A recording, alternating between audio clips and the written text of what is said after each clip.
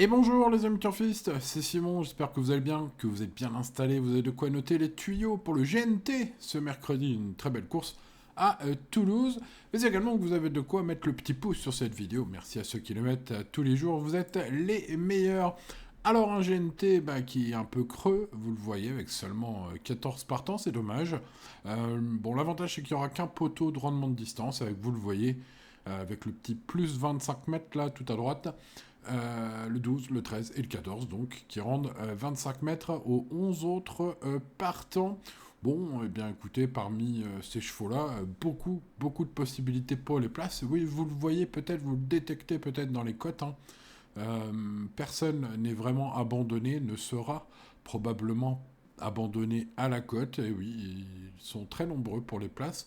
Malgré les seulement 14 partants, ça peut donc un peu payer, même si deux grands énormes, grandissimes, je sais pas comment on dit plus que grandissimes, favoris sont au départ. Bon, allez, essayons de trier le grain de livret avec Ginko Tellois, qui était fautif la dernière fois, c'était à Marseille. C'est l'un des Leblanc de la course. Il est pas mal le matin, selon Franck Leblanc. Il est habitué aux longues distances, il s'adapte, il devrait donc s'adapter à Toulouse. Voilà un cheval qui peut prétendre à une petite place, même si ses dernières courses ne sont vraiment pas engageantes. Apogee le numéro 2 est en pleine forme, après sa victoire récente, entraîneur redoutable, bien placé en tête, à domicile. On joue à domicile avec Apidjo. Son coach le pense compétitif face au meilleur. Voilà, peut-être une belle info. Car ce ne sera pas le favori de tout le monde. C'est le numéro 2. Bon, moi, je pense quand même que s'il a une chance régulière pour finir dans les 4-5 premiers, bon, voilà, c'est pas non plus un cheval de la trempe des grands favoris. Maintenant, derrière les deux grands favoris, je le disais, c'est très ouvert. Il fait partie des meilleurs prétendants, on va dire, pour ces places. Félix Ernez, le numéro 3, l'engagement paraît plutôt pas mal pour Félix Ernez. Un cheval qui a besoin quand même de rassurer.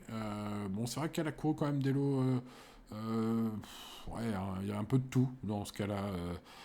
Affronté ces derniers temps, voilà, face à ce genre de lot, elle a montré quand même souvent voilà, qu'il n'y avait pas de marge du tout, quoi. Il faudra quelques déceptions pour une surprise.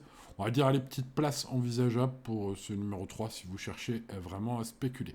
Le numéro 4, Harry Carizet, toujours placé, jamais gagnant. Un peu, hein, celui-là. C'est un bon cheval, j'aime bien. C'est une candidature qui me plaît bien. Hein. On en reviendra beaucoup aux mêmes conclusions, hein, avec les favoris qui paraissent imbattables, bien sûr. Hein, ils paraissent, au papier, ils le sont, mais voilà, après les courses, il faut les courir, hein, ça ne se joue pas sur le papier. Voilà, un bon droitier, même s'il est barré, je le disais, il peut compléter tout à fait l'arrivée, ce numéro 4. Le numéro 5, Gold Star, que l'on connaît bien, hein, qui a affronté quelques quintés, qui a couru quelques quintés, avec quelques belles performances, notamment ces derniers temps. Voilà, il est dans des bonnes conditions le matin à l'entraînement selon son coach, qui espère quand même une grande performance de Gold Star aujourd'hui, qui confie Dominique, hein, son cheval à Alex. Donc c'est qu'il a des espoirs, forcément. Donc voilà, vous faire de cette information ce que vous voulez. Bon, voilà, j'ai envie de dire, dans le groupe, dans le camion des chevaux qui peuvent prendre une place, mon avis. Bon, voilà. Est-ce qu'il est utile? C'est une autre question, mais aujourd'hui, je ne sais pas. Bon, allez, numéro 6, Iggy Sutton, qui a été impressionnant à Saint-Galmier au top de sa forme. Hein. Voilà, il avait enchaîné les bonnes perfs avant de s'imposer, puis de se imposer à Saint-Galmier. L'écurie de Mathieu Abrivard est plutôt en forme. Mathieu est aux manettes. Bon, je me suis laissé entendre dire hein, que voilà, ce cheval-là vise la gagne, mais aussi on craint quand même pas mal dans son entourage. Hein, l'autre favori. Hein. Ça paraît même un peu logique. Hein. Bon, en tout cas, pour ce qui est de la logique, ce cheval qui va super bien à droite, qui est au top de sa forme, même si parfois au départ faut un peu faire gaffe, voilà, c'est l'un des gagnants probables de ce quintet, les plus probables en tout cas. On passe au numéro 7, Carta des Prés, progrès visible depuis des soucis estivaux pour ce numéro 7. C'est des belles musiques, ça, hein, quand on regarde ses performances. Voilà, 9e, 8e, 5e, 4e et 2e la dernière fois. Hein. Donc, c'est joli, tout en progression. Et bien encore un placé potentiel. Euh, bon, on est sur un cheval que Maxime Bézier a déféré des 4 pour cette course visée. C'est le plus jeune au départ aussi. Voilà pas mal d'atouts pour ce numéro 7 qui peut évidemment briser nos rêves. On passe au numéro 8, sauf si vous le jouez évidemment. Le numéro 8, Gabriel 2M, la régularité incarnée, ce numéro 8. Et puis le petit truc en plus aujourd'hui, c'est qu'on est déféré pour la première fois. Je le dis parfois, mais c'est quand même pas anodin. Tenter un tel déferrage, l'engagement semble bon.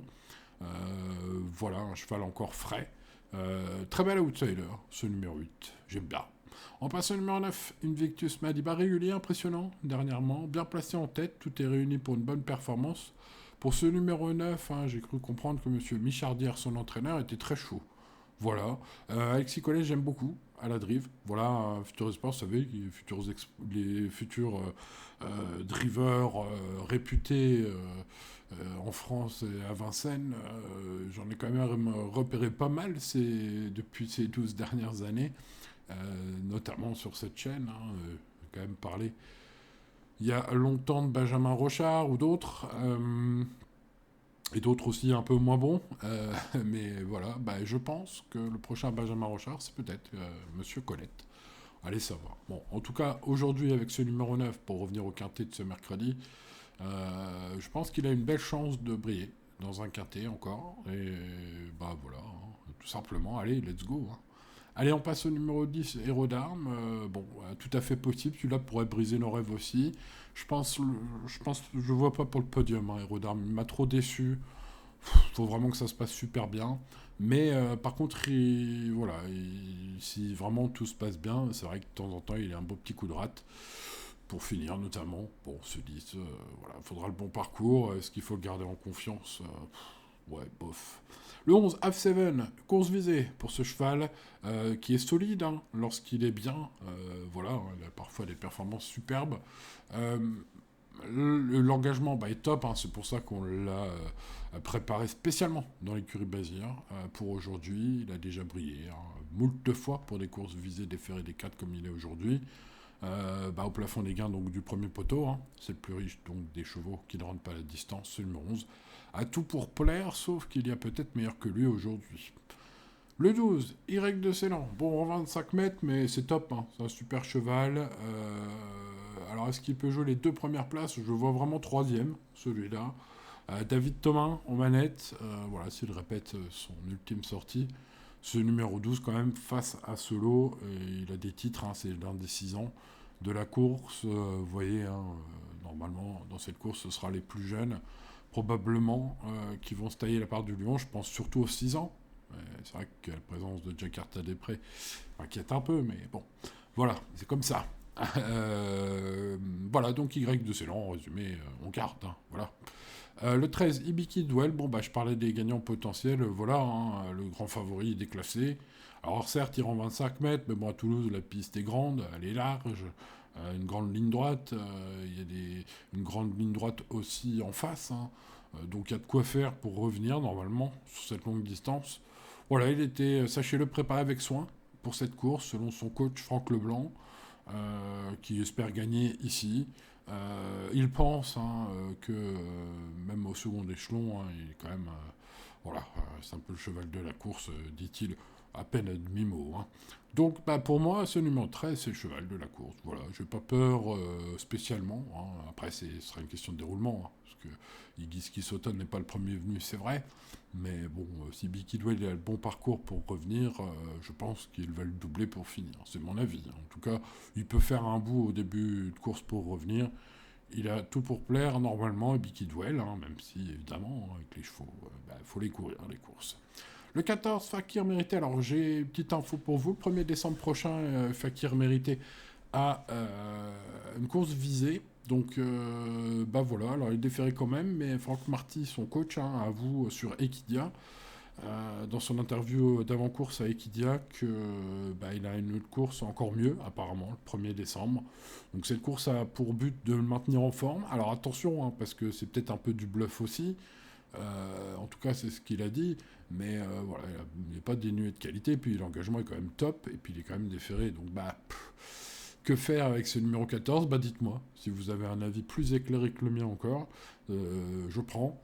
Dites-moi ce que vous en faites de ce 14, si vous le jouez ou si vous attendez le 1er décembre prochain pour le jouer. Voilà pour ces 14 partants. Les amis, bah, il est temps, jeunes gens, il est temps de passer au choix avec Hibiki Duel. Bon, on l'a vu, ça me fait pas peur que Hibiki Duel, hein, notamment sur ce tracé de Toulouse de longue distance, rentre 25 mètres avec Giski Sauton.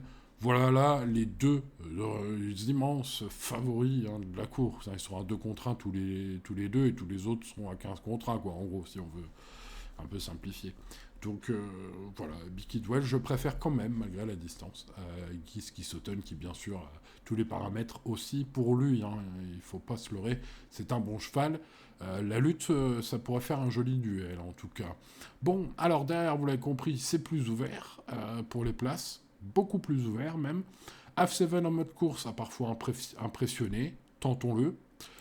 Et puis Y de Ceylan, voilà, un cheval de classe, l'un des 6 ans de classe de ce lot. Avec bien sûr la distance à rendre, il va être moins joué, mais bon, voilà, il y a peu de partants finalement, donc il a toutes ses chances avec le petit parcours à la David Thomas, voilà, en musardant un peu, de revenir dans la phase finale et d'apporter un petit peu de cote là à ces 3-4 premiers. Hein. 13, 6, 11 et 12, bah, c'est donc mon prono pour ce mercredi. Chers amis turfis, sous vos yeux éblouis, vous voyez ma sélection complète. Je vous laisse le temps de la noter. Le temps pour moi de vous souhaiter bonne chance. Bien sûr, si vous la tentez, restez toujours raisonnable. Les courses restent les courses. Vous voyez, d'ailleurs, l'indice de confiance n'est pas si élevé que cela. Et de vous rappeler de vous abonner, bien sûr, à cette chaîne, si ce n'est pas encore fait, d'activer la cloche. Et peut-être même le petit pouce, si vous ne l'aviez pas encore cliqué. Ça m'aide beaucoup pour le référencement. Merci à vous. Voilà, pour le reste, je vous donne rendez-vous bien sûr sur le VIP. Tiens, sur le VIP, la dernière minute du Quintet, c'était gagnante lundi, c'était sympa. Un beau finish comme on les aime. Pour ceux qui veulent tenter le coup sur le VIP, n'hésitez pas, vous m'y retrouverez par téléphone dès 9h, tous les jours, 7 jours sur 7. Voilà, les amis, merci de votre fidélité. À demain pour de nouvelles aventures. Ciao, ciao.